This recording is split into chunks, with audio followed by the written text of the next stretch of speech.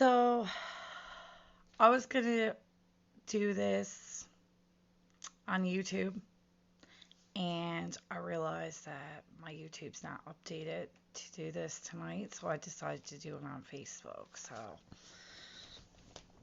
I'm just gonna wait here for a few people to hopefully join my chat. Um, so most of you know me. My name's Judy Pickett. Hey, Chris, how you doing? Um, so today I'm here to talk about FASD awareness in adults. I hope that everybody loves this video tonight. This is my very first time doing a live video, so a little bit nervous, but we'll get through, and I'm never nervous. You ask anybody in my family, and I'm never ever nervous. So, you know, anyways, I'm very happy to see you all. Hey guys, this is like turning out to be awesome thus far. So today I'm actually going to be talking about some of the myths of FASD. I'm glad that you guys are all here and watching this. I really hope that you enjoy my video tonight. I'm just going to, so I did some research, so you will see me looking at this from time to time, obviously. So I'm going to just start with some of the myths of FASD, and the number one that I'm going to start with is the myth that it's apparent from a person's look, because it's not at all. A lot of people do tend to think that by a person's looks, you can tell that a person has FASD. Well, I'm living proof that apparently looks aren't that, because I've been told by several people in my lifetime that I don't look like a person with FASD. So, yeah, put that out the window, because that's not true, okay? So this is what it had to say. Like I said, I'm going to be looking at this a little bit. I'm going to be putting in my own stuff as well. And sorry if I drag on. If I do, somebody just let me know, okay? I'll see it and I'll stop, I promise. So here's the facts of, well, FASD being apparent from a person's looks. The majority of people with it show no physical symptoms. Research has revealed only a short period during pregnancy with fetal alcohol use can affect a child's facial features. So that's out there, out in the open right now. If you want to know any of the features, please feel free to subscribe or go on to YouTube and look at my other videos. If you like them, please subscribe and share. I have plans to do videos at least once a month. So, and I'm very happy to be doing these because, let's face it, FASD awareness does need to get out there for people. Another myth that is common, I hate this one though, because it shouldn't be a myth, come on. A lot of people think that only FASD only occurs when mothers binge drink or are alcoholics during pregnancy. I'm sorry, I'm in shock. What can I say? I mean, no, obviously that is not true at all. Sorry. Total shock on that one. There's no known safe amount of alcohol to be consumed during pregnancy, stating that, like you can drink it. Sorry. That's it. That's, and literally it says here, there is no known safe amount of alcohol and no safe time to drink when expecting. So if you're planning on getting pregnant, or if you are pregnant, I'm just going to advise you now, like, please don't drink. And if you did, or if you do, you know what? It's okay to admit that you did. Everybody makes mistakes. Everybody. It's okay to make a mistake. It's okay to own up to that.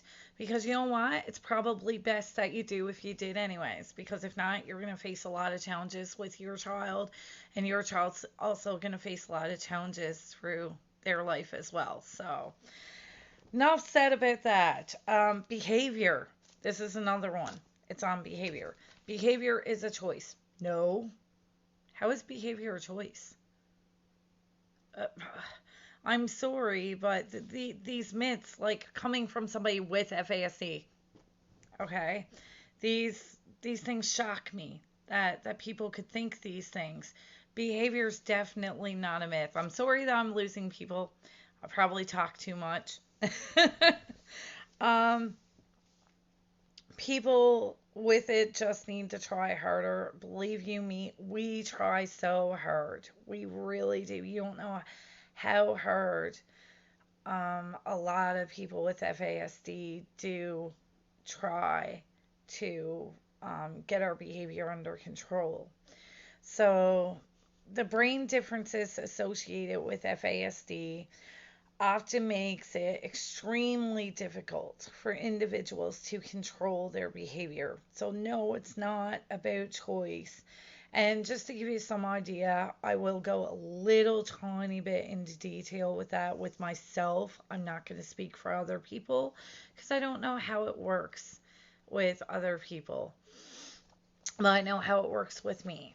So basically, if I get too upset or if I get too angry, I tend to lash out at people, but it's not the normal kind of lash out. The thing is a lot of people lash out. They'll say things and do things they don't mean, but they know they're saying those things in that moment. They know they're doing those things in that moment. For me, what I like to say is that it's almost like a blackout. So in that moment that I'm lashing out, I don't know anything I'm saying. I don't know anything I'm doing. You can ask my family members, ask my husband, anybody. They can all tell you that, that's true. So an example of this would be like a few times I've gotten into it with my husband or my mom and I've looked up and I've said, "Oh, like, you know what? No, you're stupid." Or, like, "I don't love you anymore and I hate you." And the thing is I know that's normal for a lot of people to do when they're angry, but the thing is I honest to God do not remember saying these things. So then when I come out of this lash out, I'm being told everything that I'm saying and did, or everything that I said and done, and I'm just there like, "What? I said what? I did what?" Like, "Oh my gosh, I'm so sorry." And now I get so upset. So that's a little bit on that. Moving forward, um, one of the other myths of FASD obviously is it affects children and adolescents. Adults don't have it. Well, hi, I'm 35 years old. I still have FASD. Just saying, like, I'm an adult. Yes, adults have it. 100%. So FASD is a lifelong disability. We have challenges every day, that affect us because of well, because we have it, whatever. But that's not how it's described here. So I'm just going to read out how it's actually described online and then I'll actually elaborate a little bit because I love to elaborate sometimes. So, FASD is a permanent lifelong disability. Many youths and adults face greater challenges as they get older because society sees the behavior without recognizing the invisible disability. And again, like I said, a lot of times this is exactly what it is. It's an invisible disability because people automatically assume that somebody with FASD, well, we know if you have FASD because we can see it in you. No, no, you can't see it in a person all the time. Features aren't always there, as I said earlier. So, yeah, that's that. Just to let you guys know. I've had great challenges with FASD myself, and one of those challenges that a lot of people with FASD do go through is impulse. We act without speaking or thinking. We just do or we say or whatever just out of impulse alone. Another thing is finances. We have so much difficulties with finances like you wouldn't believe. I actually remember first when I moved in with my husband. Um, I tended to spend whatever I wanted, like whatever amount of money I wanted on all these miscellaneous items, just things that I wanted, things I thought I needed that I didn't need, or whatever, without even. Thank you, Christine. Nice to see you. um, but yeah, this that's just the thing, right? Like we don't realize there's bills that need to be paid, groceries got to be bought.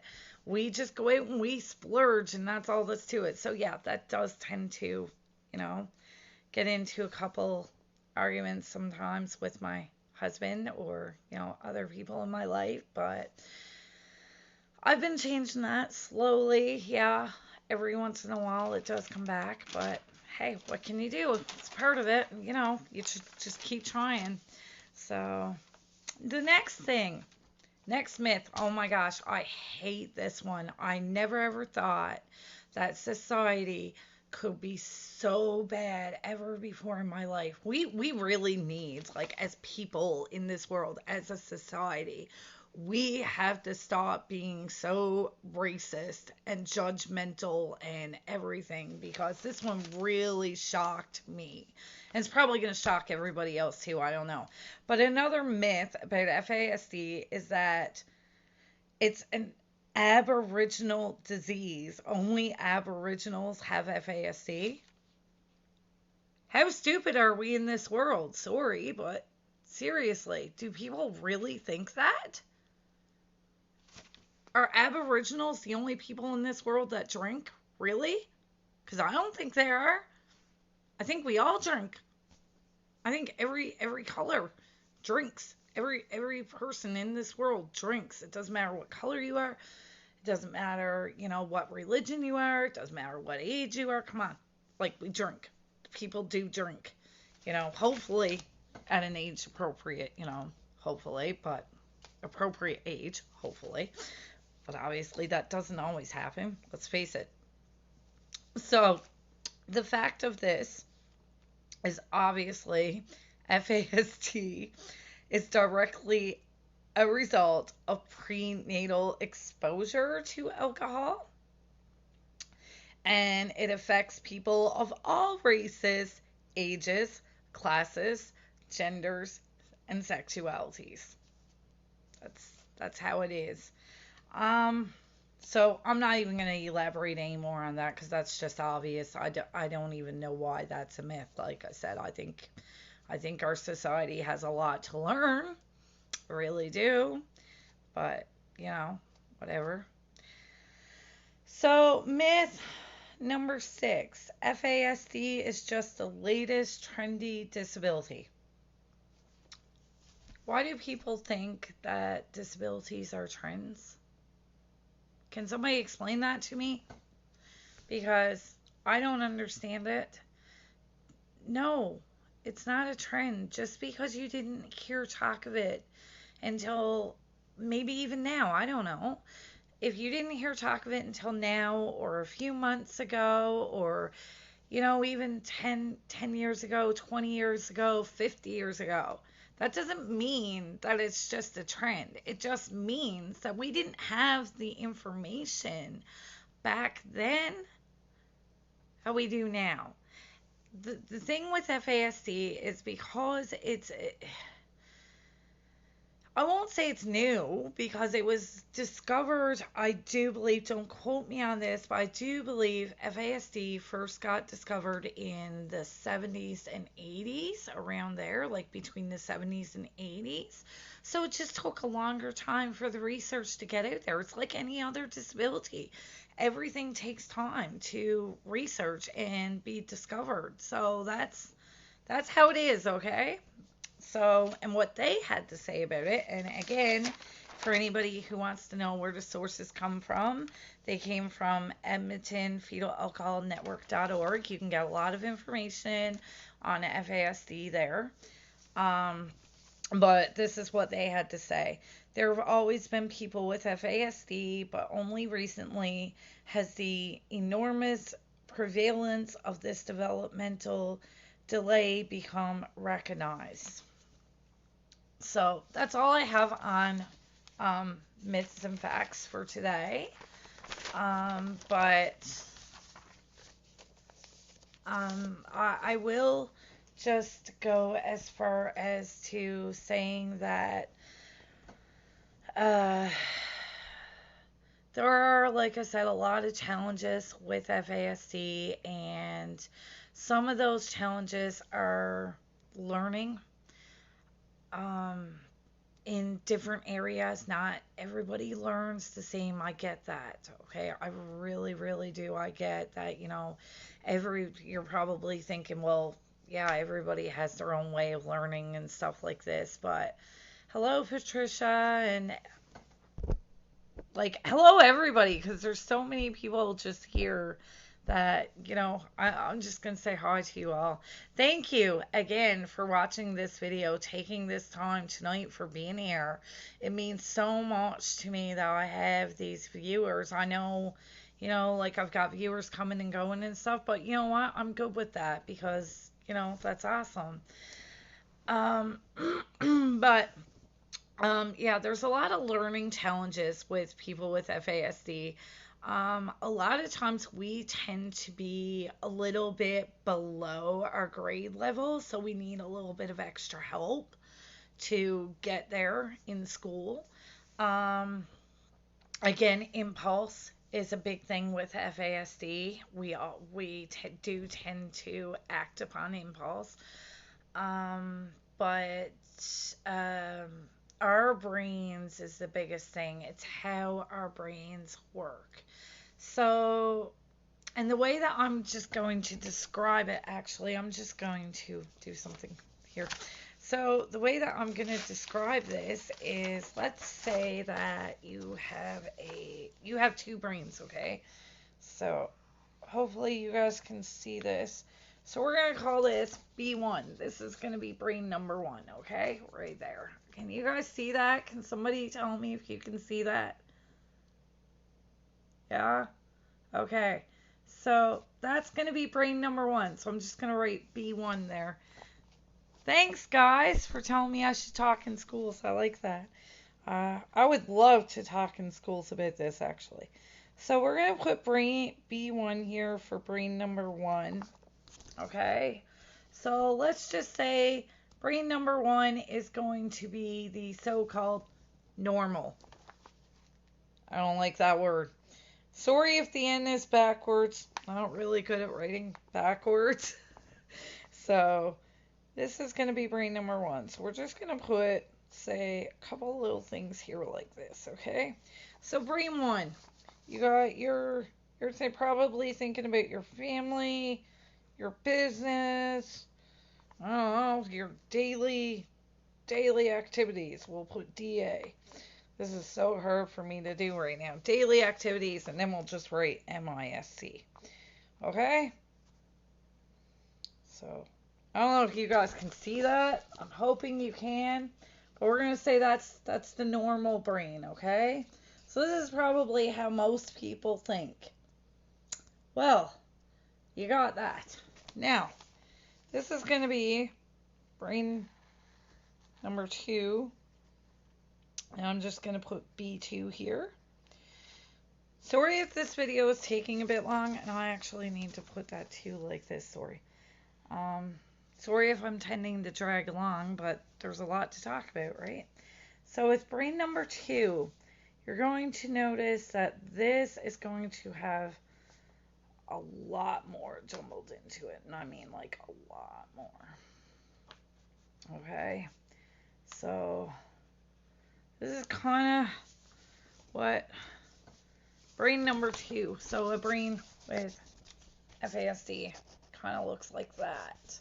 So if you notice with brain number 1, which would be the normal, as I say it.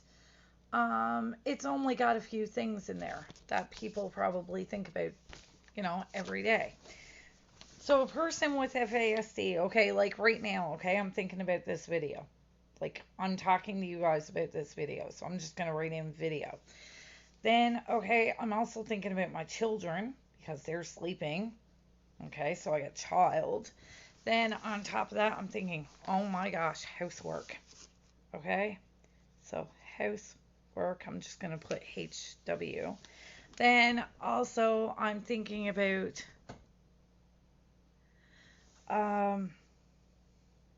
I'm thinking about my husband, hubby, who is actually home in Newfoundland right now, but isolating, of course, because he's not allowed to come home with his family right now due to the COVID-19, of course, which is completely understandable, and I'm glad he's isolating away from us. So that's okay. And then, of course, the next thing on my list, I think about my cat, because I got a beautiful cat. His name is Lucky. And then I'm thinking about what's on TV tonight. TV. So I'm sure you guys get the hint, though. Like, okay, so again, brain number one, normal brain versus the FASD brain. Okay? So a person with FASD is constantly, their brain is constantly ticking. It's like a ticking time bomb or a puzzle, as I would normally call it. There's all kinds of things going on here in this brain. Whereas in this brain, there's not so, you know what I mean? Like you guys can kind of pick and choose things easier, I guess. Whereas with us, this is why the behavior, this is part of the reason why the behavior ends up so bad is because we don't even know what's going on in our brains all the time, okay? That's the best way that I can describe, an FASD person's brain versus a average, normal person's brain. So anyways, I love you all. Thank you once again so much for being here. I wish to God I could stay longer. I've got so much housework to do. And I've got family members to call. I've got my husband to call. Kids to check on. If you guys like this video, please share it with the rest of the world. You can also, if you want to know any more information about FASD, send me a message. I can send you to some links. I can give you some of my own personal information on it. Feel free to message me anytime if, you have any questions or anything like that. And I know for some of you, it probably comes as a shock to you that, I'm doing these videos that I even have FASD and that I'm so open about it. But, it is what it is. And I'm proud of who I am. I became a very good person because of it. Hey, Bev, you just missed everything. But that's okay. You can watch it later. Love you. Again, guys, thanks so much for taking the time to watch my video and being here with me tonight. I hope you all enjoyed it. And I hope to see you all again next month. So for now, I'm going to go. Bye. Love you all. See ya. I got to figure out how to turn this thing off now. But again, thank you so much for being here tonight.